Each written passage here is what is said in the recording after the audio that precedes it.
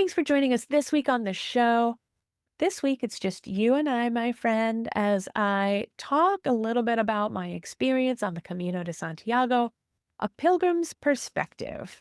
Now that I'm back in Southern California, but dreaming of beautiful golden days in Portugal and Spain. Thanks for joining me. It's time to flip the script on stress and learn how to thrive today and throughout your days. Join me for inspiration and interviews with folks who are shining their light in the world in the areas of positive mindset, health, and well-being. I'm your host, Susi Vine. Let's get happified. Welcome back. I am thrilled to be back with you this week. Literally just coming back to sit in this chair, to be back in this office. I've returned from my Camino de Santiago adventure.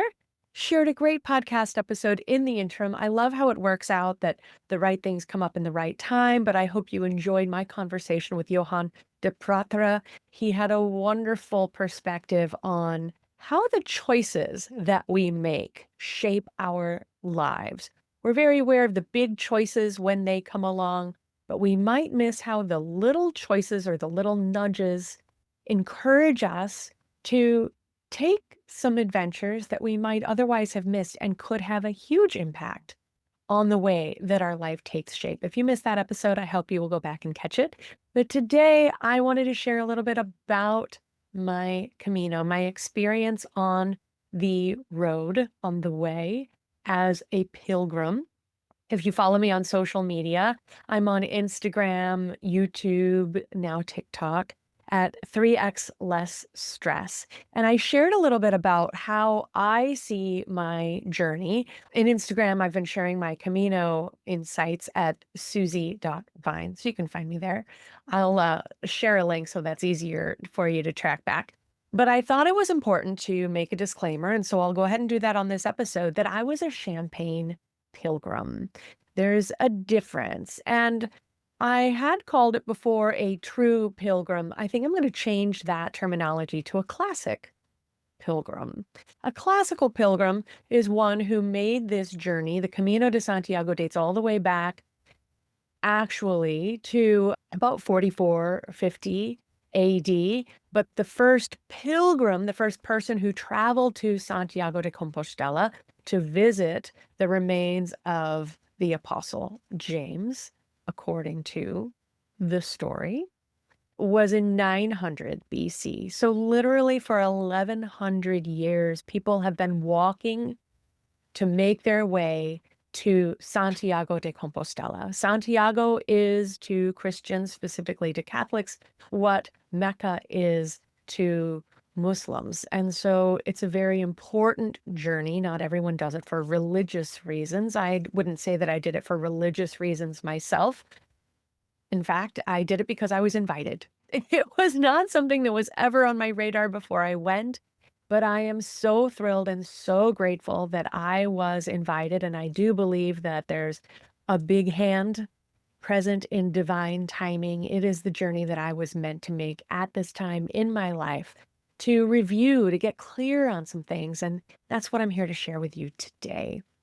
So I did do a pre-Camino conversation with you, solo episode. So I'll link that as well if you want to go back and see what I thought I was in for before I made the journey. But I traveled for 7 days, only 7 days on the Camino Portugués, starting from Tui, which is located right on the border of Spain and Portugal, and traveling the last 100 or so kilometers, about 62 miles, to Santiago de Compostela. We traveled on foot, but as Champagne pilgrims, we worked with a travel group that handled our lodgings. We always had breakfast provided in the course of where we stayed, primarily bed and breakfasts, boutique hotels. We did stay our very first night in a hostel. So we got the hostel experience, although still in a private room, and they handled luggage service. So we were able to walk with day packs, which when you're traveling about 20 kilometers a day, that can be up to 15 miles a day. Some days were a little lighter. You still end up carrying quite a few provisions just in case. And it turns out along the way that we needed many, but not all of those. Depends on the season, depends on your experience, depends on what you are seeking. If I were to go back, would I do it the same way? No, I think I would do it differently. Would I do it more as a true pilgrim or classical pilgrim? I'm trying to train myself to open up my definition there. I would probably still take advantage of luggage service. We talked with some people along the way who, in retirement, were able to take weeks and even months in looking ahead and planning their Camino for the coming year. And they did plan their lodging in advance. And I think that that made it easier for them. So I think that I would still kind of go that route, take advantage of some of the conveniences of our modern times and do a little bit more research on the front end that I just didn't give myself the opportunity to do. And being that all four of us walking the way together are still working full time, it allowed us to put this experience in a smaller container. I would travel a full route in the future if I go. There are many to choose from. One of my favorite references that I keep referring back to now as I'm posting pictures and trying to do a daily digest, although I've been back now almost about 10 days, almost 2 weeks, is a placemat from an Irish bar that we stopped at in Spain. So the first thing I would say is that we definitely learn to be on the lookout, be present, and be aware for the best tools available. Another wonderful happening, another wonderful discovery that we made was one evening as my friend Lisa and I were waiting for our two other companions to catch up with us in a village. We found a little shop in a very old stone building. The blending of current times and history in Europe is something that is such a treasure that we don't often experience here in the States. And we went into this shop offering natural remedies, teas, and that sort of thing. And we found a cold brew tea. I chose one that was lemon, ginger, and turmeric, very strong antiviral, immune supporting herbal blend. And I was putting that in my little hydration pack that I struggled with tasting more like plastic than water. And that spiced up the taste in a pleasant way and gave me some herbal benefits. So couple of those happy little surprises came up along the way, and I think that's what I wanted to share first is one of the surprises that I became aware of was my ability to become more reliant on cues, on visual cues, auditory, emotional cues as we were traveling, really not altogether unplugged, but a lot more so than I do when I spend my days working in a spa or sitting at this desk creating content to be shared online, is that, the signs are all around us. Visually on the trail, on the Camino, we were looking for arrows, for shells, these beautiful shell tiles that indicate you are on the route. We were watching the terrain, watching the progress of other pilgrims, where it's congested, where it opens up, where people started stopping for their morning coffee, checking out resources like that, and really setting our progress according to these things that we noticed, as opposed to the things we were told about, the things that the digital map might have told us. Although there's apps available if you're curious about that, if you're looking for help planning your Camino, there are some great apps. We used Buen Camino as my primary app. I didn't hear about other apps that the ladies were using. Also, you can look around on all trails to get an idea of segments, common segments of the Caminos, and get a look at the terrain and see some reviews from other walkers and or pilgrims, which is helpful. Internally, the cues that we really started noticing were when we were hungry, when we were thirsty, the tempo that we wanted to keep in our walking. And personally, you know, my mental meanderings, I will call them. You've probably heard me talk about mindfulness and mindful movement, walking meditations. And I think in a group of four people, we tend to kind of break out into pairs, or we might be walking single file. There were some times with not a lot of talk, but there were also quite a bit of time with conversation. So, what I say that I really brought mindful movement into this experience, there were times when I was able to drop into that. And there were times when I had the opportunity, but really I just had a song stuck in my head or kept thinking the same line. I'll share a photo in the show notes. We kept seeing these beautiful purple flowers. Foxglove, I think, is the name of the plant. Beautiful purple bells. And so I can't tell you how many kilometers I was chanting along in my head, purple bells and concha shells, the symbol of the pilgrim, the clamshell. Purple bells and concha shells and pretty maids all in a row, as I was typically bringing up the rear, following my three companions up the trail. I finally got all of that comprised into a single image, and it's a special one for me. Another thing that surprised me on the trail was dropping into a new rhythm. We want to experience that when we get away from our daily life, when we go on a vacation, if you call it that. I don't know if I would call the Camino a vacation, although I certainly created it with a couple of days before and after enjoying Portugal, which is absolutely a highlight in my personal travel experiences. But dropping into that new rhythm, looking at what it means to sleep differently in a different place, the accessories that were helpful. I've never slept with earplugs before, but I am a convert. I'm a big fan now of sleeping with earplugs. It's not nearly the interruption that I imagined it would be. And it's very beneficial in loud European cities where they do not keep the typical American hours. It's only pilgrims that you're going to see up and out on the streets at 8 a.m. Most Europeans savor the later dinner hour, they savor the later evening, and they start their day a little bit later. And kudos to them. I think there's something we could learn from that, but it's hard to retrain a farm girl at this stage in the game. So getting up and getting out, walking at 8 a.m. was helpful for us. Most pilgrims do the same so that they can get their day accomplished early and log those kilometers so that they can rest. Digestively, that's maybe a concern that many people have when they're traveling, and for me too. I'm not as resilient as I used to be when it comes to that. Eating new foods, of course, you might have heard me share before. Sometimes I get frustrated here in the States about the level of additives, of preservatives, of artificial coloring, the way that we treat dairy products. Dairy is something that I personally try to avoid here in the States. But even wheat.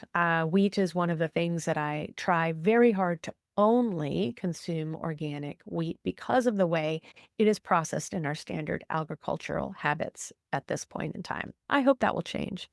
However, in Europe, there's more presence, there's more monitoring in the way that food is produced.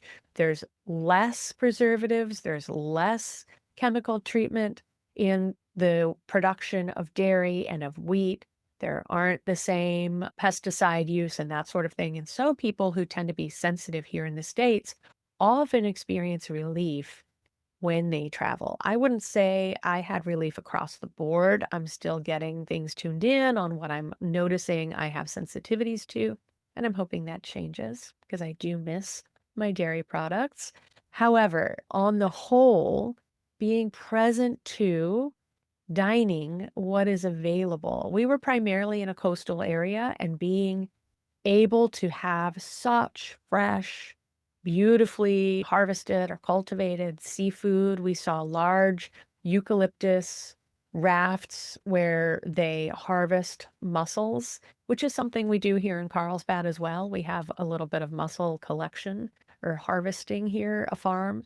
But it's fascinating to see how it happens in other places. And this is a system they've been using potentially for hundreds of years, whereas here in Carlsbad, it's kind of a new offering to have this kind of sea culture. And noticing too that, with attention to hydrating well, to making sure you get your fiber when you're walking all day, some people might worry about access to facilities. I would say for myself, and I think across the board in our group, we were all able to very successfully manage digestive functions and keep that humming along pretty well, even though we were eating different foods, keeping a bit of a different time schedule, certainly really recalibrating our body clocks to a pretty radical shift from our time zone. We traveled from the West Coast in the States to Portugal and Spain. And so that was an 8 to 9 hour time difference that we all went through there. Another thing that I noticed on the Camino that really became special to me was the industry that has arisen along the Camino. And talking with other pilgrims who have walked the French way, a longer route and more arduous because it goes through more remote areas. And as I was told by one person in their experience, there are villages along the French route that if there was no Camino, that village would have dried up and blown away long ago. A village of only, a dozen people or less. There because pilgrims need an albergue, a place to sleep. They need some provisions. There's community there to continue the support along the Camino routes. And that's the case, in the tiny town where I grew up in McLean, Illinois, on Route 66, which was no longer a primary artery. However, my village was better known for the truck stop that was there, having served vehicles throughout the time of Route 66 and then Interstate 55. We know how it is to be an industry that arises because of travelers. And that tourism industry is really a big impact and something you have to be aware of and recognizing when you're on the Camino at any point. The businesses that thrive along the Camino, in addition to cafes and lodgings, but also curious things that I never expected. So, as a pilgrim on the Camino, you get your Compostela, you get a paper folio that you collect stamps on. You have to collect 2 stamps every day to verify you traveled the path. Walkers travel 100 kilometers at minimum. Cyclists travel a minimum of 200 kilometers to earn their Compostela. Now, routes are much longer than that, so the classical pilgrims would walk an entire route. Everybody's going to have their own experience, and I hope that, although I'd love to hear from pilgrims across the board, I hope that we can honor people's different experiences and appreciate that people do what they can, what they are able to do in their lives. And they take away the lesson that is meant for them. But in these compostelas, as you're collecting stamps, it becomes very quickly apparent that people have created an industry, a cottage industry, if you will, of sharing special stamps along the route and collecting tips. Or along with the stamp they might offer as you're standing long enough to receive that, you might look over some handmade bracelets or magnets, commemorating your Camino walk or other things. So a lot of artisans come up along the Camino and have a business there. Some of my most special memories are collecting some of those special stamps or a little charm bracelet or little things, remembering the person that I got it from, an artist who traveled the Camino and came back with pen and ink drawings and watercolors. And now he has a book for sale. I got just one print of a postcard, but you can really see how people can make this their own experience and recognizing that this is a livelihood for people along the Camino. Musicians, they would always, as my friend noted, be posted at the top of a demanding hill. Bagpipes, the Celtic influence in Galicia, in Spain, is very strong. Many bagpipes, guitars, even a keyboard, an electric keyboard out there in the wilderness. So it was pretty special to see the influence of music. And again, it was their industry. I was happy to share a euro or €2 coin if I had those available to support these people who make the practice of coming and being on the Camino. However, at the same time, you really recognize the impact of travelers. And these are memories that stand out in our recollection. The pianist at the top of the hill, the bagpiper and his friend on the drum in the meadow as we were leaving a particular village. These different moments, these vignettes that we bring home with us. But the flip side of that is that these people do this every day for months of the year. And we are one of a sea of faces. The footprints that pilgrims bring to Spain, to France, to even the UK, there's a British route leaving the south end of Britain and arriving in northern Spain.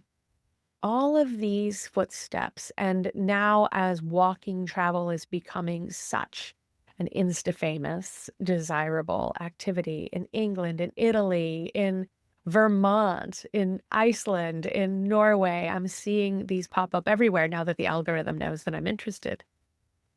It's so important to remember the impact that we have versus what we receive from the people along the path.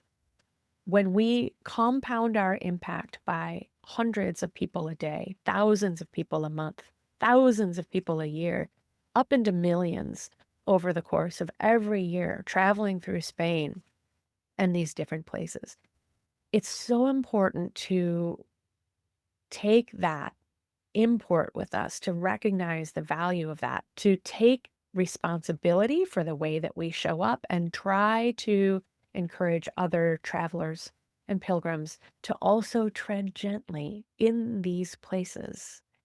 As the caminos came together, as we approached Santiago, and many paths came together, like the lines of the clamshell that come to one origin point.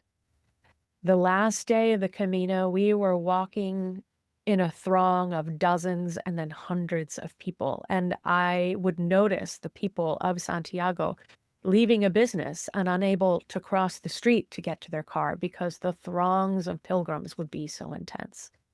And June is a busy month on the Camino. It's the end of the rainy season and before it gets too hot, so it was a high volume season. However, when you think about this being the daily existence of people all along these routes, all across the country, I hope you take back the importance of that, of being a good traveler, of being a good guest in these people's homes, of honoring the industry that they create that support the pilgrims, and being a conscientious pilgrim and supporting the industries that you are able to when you're in these places. What were some challenges that came up for me along the route? To an extent, walking in a group, you always wonder in advance who's going to set the pace. Am I going to keep up? Well, I don't want to slow people down. We were pretty flexible. We traveled well together. The four of us were able to keep a good, healthy pace. We're all very fit. Some of us are very active hikers, some of us were not. And we were able to keep a good pace and stop and take in experiences. I joked that we break for all cats or dogs on the Camino. We might pass 30 people in the morning and then have all 30 pass us as we stop and coo at a kitty cat we see on the path. But, I think being present and really taking in everything around you is the benefit of walking travel. I can see why this is becoming such a huge wave in the opportunity to experience other cultures. Because when you're driving, when you're on a train, when you're on a bus, and images are flying past your window, you can kind of take it in. But when you're walking through miles and miles of vineyards and noticing the way that they grow grapes differently, or noticing the way that they grow vegetables in the shade of these arbors, or flowers at the perimeters of the vineyards, you notice so much more. And it's such a gift to be able to travel and take the time to allow for noticing, because it's all too soon that we have to come back, open up the computer, and get back to quote unquote regular life. Although I'm trying to keep that with me. Some other challenges that came up along the way before I get back into how I'm trying to keep the Camino alive within me, documenting your travel. Walking along, we take a lot of photos. Now we have, with mobile phones, the digital camera is excellent. You can take as many photos as you want. You can edit and cull those later. While I don't encourage you to spend time on a screen while you're traveling, be present as much as you can. If you can do a bit of that culling as you're traveling, or certainly on the plane on the way home, it's really helpful because I'm still culling through photos as I'm trying to get some posts up. I really wanted to be present for the experience, and now I'm playing a little bit of catch up, but I'm getting there. I'm getting there. And recognize that, journaling or documenting your travel is so helpful because it does pass in a blur. But you can really use technology to your advantage. The location detail on photos in your mobile phone is really helpful to remember I was here. This is where we had lunch. This is the order of events that I saw those things in. Things that you might be forgetting because they've already been overwritten can come back to you. So do take advantage of taking photos, even of seemingly mundane things. I took a lot of photos of signs as we were walking. I didn't want to stop and take the time to read the sign. Many of them are in Spanish as well as English. And so now I can go back and read about the string of mills along the river coming out of Armentira that looked like fairy houses and learn about the history of the communities that grew up along that beautiful storybook path that we walk now that carries so much more heritage than you might recognize if you were just kind of wandering and musing about stone structures and beautiful trees. But I'd like to say, what I think we could learn from the Camino, from European culture, is really pacing. I think here in the States, and I talk about this a lot at the same time that I struggle to honor my own pacing, to not overbook myself, to not stretch myself too thin. Even coming back, I find myself with days fully booked. And I feel like I'm enjoying an easier pace in between things. Maybe my definition of fully booked has changed a little bit.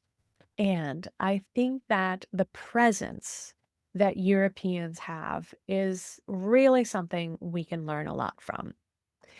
As people from the States, I hesitate to say Americans because there's Canada, there's Mexico, there's South America. So people from the States, we don't give ourselves enough vacation time. And the people who get vacation time don't always use it, which blows my mind. That's money sitting there in that bank and you should use it. Guilt aside. Maybe that's conversation for another day. In Europe, people get 4 weeks, 6 weeks of holiday, and they use it. Don't try to book anything in Italy in August. You're going to run into holiday. And so, people can walk a whole Camino because you have 4 weeks, 6 weeks, if that's what you choose to do with your time off. We try to fit so much into not enough time. And giving yourself the gift of time is it impacts absolutely everything. I feel like you sleep better because you're not trying to review your to-do list that you didn't get to at the end of the day. Enjoying a meal encourages better digestion because you're taking more time, you're present to the experience. No one delivers a check at the end of your meal in Europe until you ask for it. Same is true and when I have traveled in Mexico and South America. Only here in the States do servers drop a check expecting that you really want to be on your way. Being present for the experience is the gift. And that's what I hope people will come to, will bring more awareness to. The gift is in the presence. There's a gift too also in walking the path of history, being in places where feet have tread for thousands of years before you. As I already mentioned, the Camino itself is 1,100 years old. Following the Camino during my decompression time in Portugal, I traveled into the Douro River Valley. Deep, deep heritage of winemaking ever since the Roman Empire, bringing grapes and olive trees into the area, recognized as a UNESCO World Heritage Region. Our tour guide's grandmother, at 94 years old, still lives near the community where she was born and raised 11 sons. If you have the opportunity to travel and experience something like that, it has a way of making the notifications on your computer, the to-do list, all of these plans that we get ourselves busy in making a lot less important. Really brings you back down to connection, community, sitting across a table, enjoying a meal, sharing a glass of wine, walking for as long as it takes to get to where you're going, enjoying conversation with old friends, making new friends, dropping in and out of each other's lives, realizing that the world is very, very small. Running into people in Spain from Southern California, from Central California, from Wisconsin, where my brother lives, These threads that tie us together are what is precious. And taking the time to uncover these threads is the gift. If you've taken travel like this, I'd love to hear from you. If you're catching this video on YouTube or on Spotify, you can leave a comment on this particular episode. You can always join the conversation at 3xlessstress.com. Happified Life is the podcast tab there. You can connect with me personally. If you leave a comment on the episode, I'd love to hear your experience. What about travel surprised you? What lesson from travel did you bring home? And what would you like to call down in your next travel experience? Thanks for joining me. I hope you got a little gem of insight from this conversation, and I look forward to hearing from you. Until I'm back, take good care of yourself. Thanks for listening. You'll find all the resources we discussed today online at happifiedlife.com, along with links to subscribe to Happified on your favorite player and a handy search tool so you can search all of our previous episodes. Help us grow by leaving a quick review and share this episode with a friend. Until next time, keep on shining.